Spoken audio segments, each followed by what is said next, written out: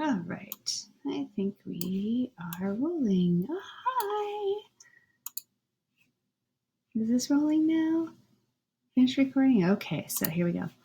Hi, everybody. Welcome back. This is online lecture number 1, and it's just going to be a review of what we did in class before we were so rudely interrupted by the coronavirus that moved us all online. Although I am glad I got to say kind of a few words to you during our last class because we were anticipating that this might happen on the 11th, which is exactly when it happened. So welcome back to our class. If you don't remember what we were studying, this class is called Octavia Butler and the Racial Imagination. I am Professor Ungama, if you forgot who I was already. So we're going to review a little bit about what we had gone over the first couple of classes. So this first quote on the top, I think, is more relevant today than it was a couple weeks ago, 3 weeks ago when we started class. We cannot create what we cannot imagine. You know, we're in a global pandemic now. Our entire city is on shutdown, or whatever Cuomo has decided to call it. He supposedly didn't want to call it shelter in place because that's what they call the school shooter drills in K through 12. But, you know, we're in a position in society where we're in a crisis, and that I think that when we come out on the other side of this, things aren't going to be the way they were before. We're going to have a different world on the other end of this, and it's interesting to wonder if we can imagine a better place. Perhaps some of those ideas to make a better society and a better world for everyone maybe could happen. I'm not exactly sure. In moments of hope, I like to believe that. In moments of despair, I just think it's going to be the same sucky crap that we had beforehand. But, you know, this idea of like cultivating your imagination and believing that if you can use your creativity and your imagination to push for better things, better places, better worlds, better schools, better healthcare systems, better science for all of us, you know, that would probably be a really good thing right about now. So to review, the sociological imagination is a term we went over on the first day. It was a term coined by C. Wright Mills in his 1959 book of the same title. And it pretty much is this idea that when you are thinking about yourself, which we all do because we're all just like narcissists and egomaniacs, that when you're thinking about your own experiences, to understand that your experiences are grounded and interwoven with social systems and structures, that as much as you might feel like an island all alone, even especially today when we're all trapped in our apartments, that we are still, the reason we're in, you know, this social isolation that we're living in right now is because the structures of society have told us to be this way. And these systems and structures are grinding around and around and around trying to deal with this virus, and how they are and are not helping certain individuals in this situation.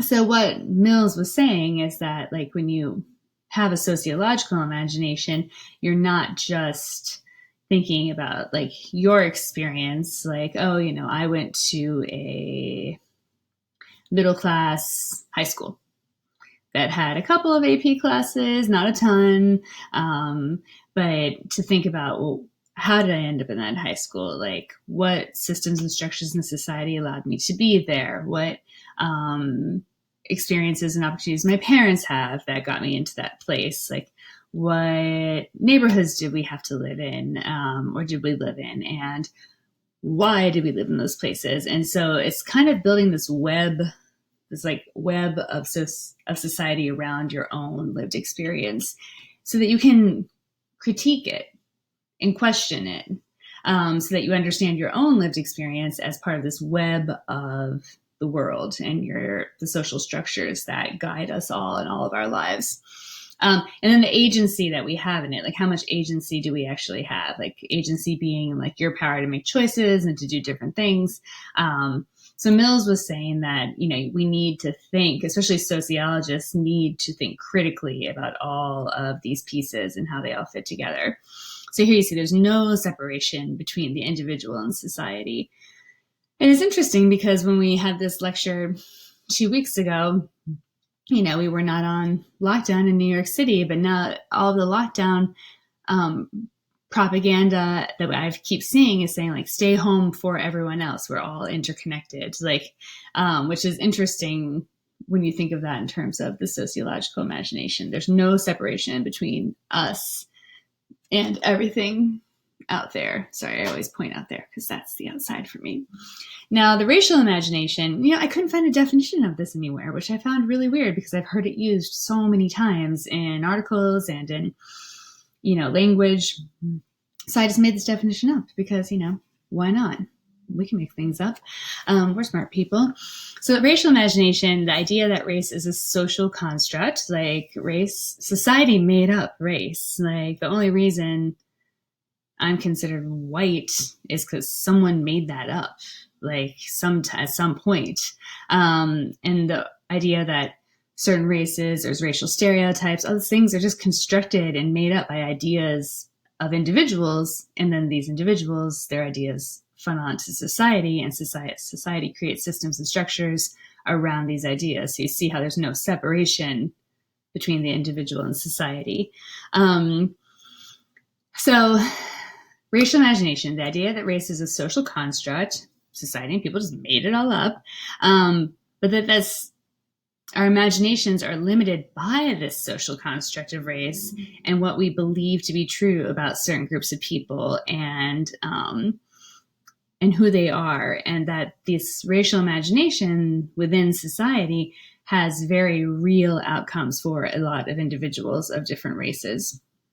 So when you think about your own racial imagination and like how you see the world and race, one of the things that I think anyone who uses this term is thinking about is this way of challenging yourself to kind of push your imagination beyond what you think are the truths about different races and different peoples and how you're supposed to behave if you are of a certain race and what it means. To kind of just stretch it a little. My son got me this thinking putty.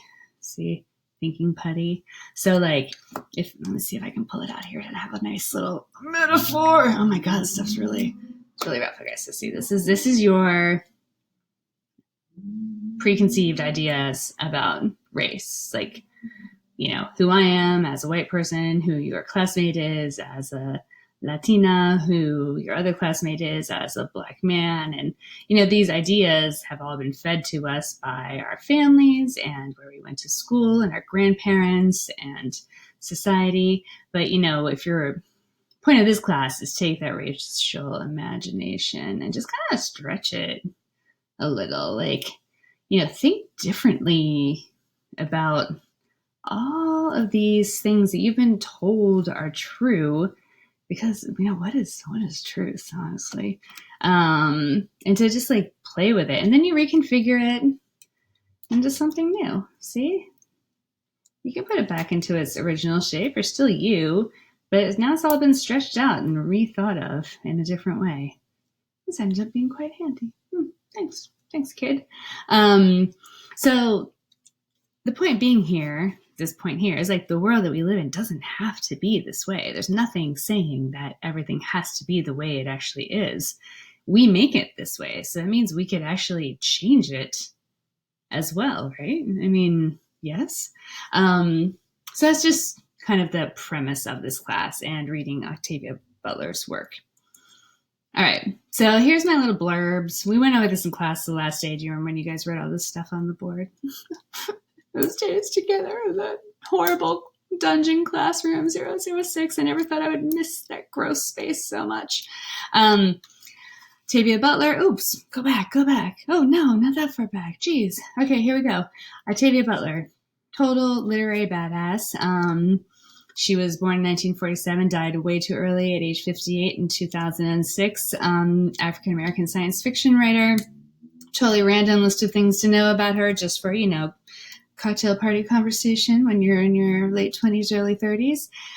She did go to a community college, so did Tom Hanks, actually. He went to community college right now. He has coronavirus right now, but he is supposedly, according to social media, doing well. She went to community college, and she's from California, so a lot of her books will take place in California because that's what she knew. One of the big things they always say in writing is write what you know.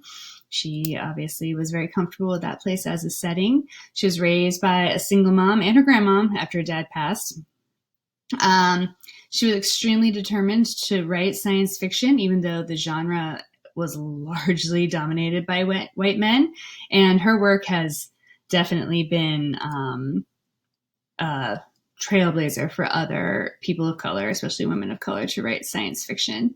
After she published Kindred, which we are reading next, she finally made enough money so she could be a full-time writer and live off her earnings.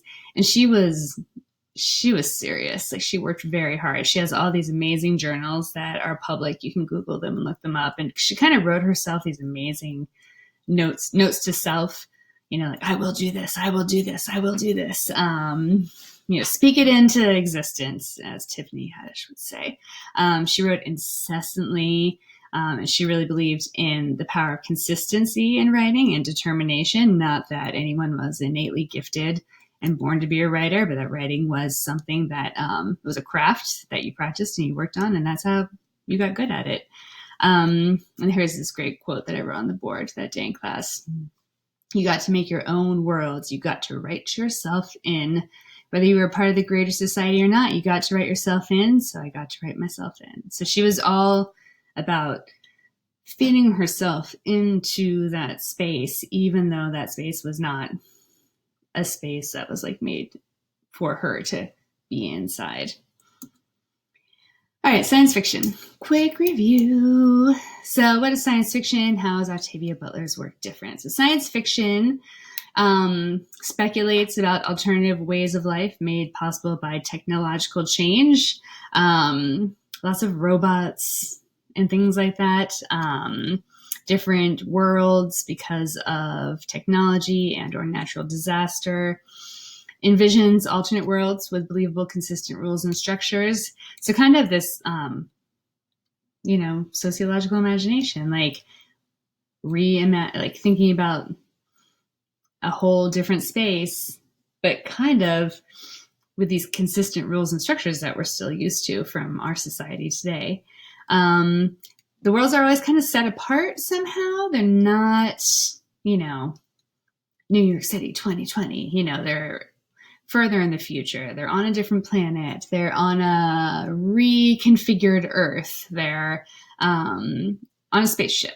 They're, on a spaceship hovering above the Earth with a little tube that flies down, that connects back down to the Earth.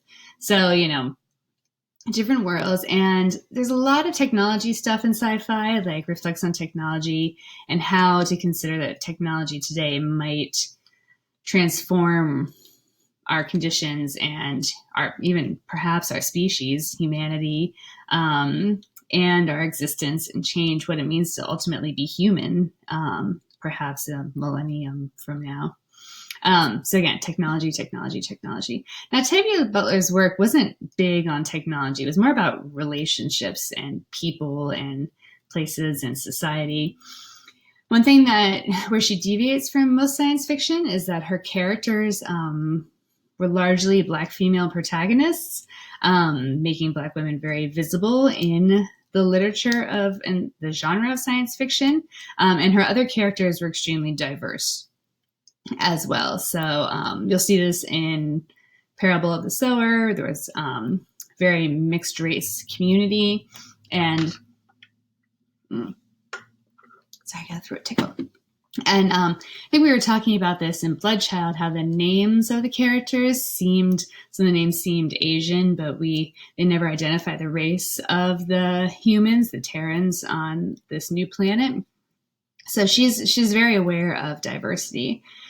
And because of these characters, you'll see bullet point number 2, this allows for a consistent theme in her work of advocating for social justice. Like, because these characters are all diverse, it complicates traditional science fiction themes of global and local power structures by injecting into it elements of race, of gender, of class, which science fiction typically did not have pre-Octavia Butler. And Butler also borrows and blends traits from other literary genres, opening new spaces for science fiction. Ooh, typo there. That should not be necessary. Let's put that cursor over it. Oh, I didn't do that. She put, Afrofuturism definitely comes into play in the short stories. When we read Kindred, it's considered like a neo-slave narrative, but then there's time travel in it, which is a science fiction element. So she really just kind of pushed the boundaries. She made her own version of it, which, is pretty incredible. All right, this is just your quick reminder of, this is a literature class, even though I'm very heavy on literature and social science as, like in a little intimate relationship. So just please remember to use these words when you're writing, especially in your reading discussion posts, since we are talking about literature. All right, that's all I have for review. So good job, you made it. Now here's a couple things to do before reading the Book of Martha, which is your homework for this week to read. It's the last short story we're going to do. Sorry, we lost one in the middle there.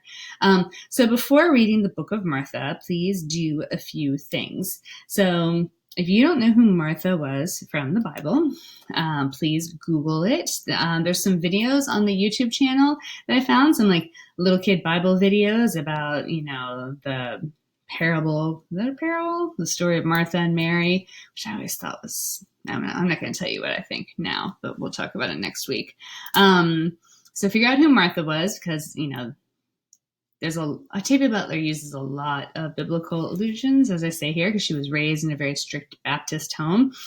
So brush up on your Bible skills, which y'all know that I was raised with a lot of religion in my life. And the one good thing I got out of it is that I can catch those biblical allusions in literature very easily. Also in this story, there's a mention of previous times that God has purged humanity, according to the Bible. So if you don't know what that means, you should look up, the story of Noah's Ark, and just kind of peek around the book of Revelation and what it's talking about. Don't get freaked out because it talks about plagues. And locusts. If you follow the locust news in Africa. So just make sure you have like an understanding of what's being referenced there. So your homework is this. I should have made a slide for it, but I didn't. 1, read Book of Martha. 2, do the reading and discussion post for the Book of Martha. And that's it. All right. So I love this story. It's really good. I will have office hours for you on Thursday morning. I am practicing Zooming tomorrow with my EOW class to see how well I like it. So if I like it, I will send you a Zoom email to invite you for office hours Thursday morning at 10 a.m. If I don't like Zoom, I might try to do Blackboard Collaborate instead. So I will let you know tomorrow afternoon which platform we will be using. All right, lovies. Sleep tight, be well, wash your hands. More soon. Bye. I shut this off.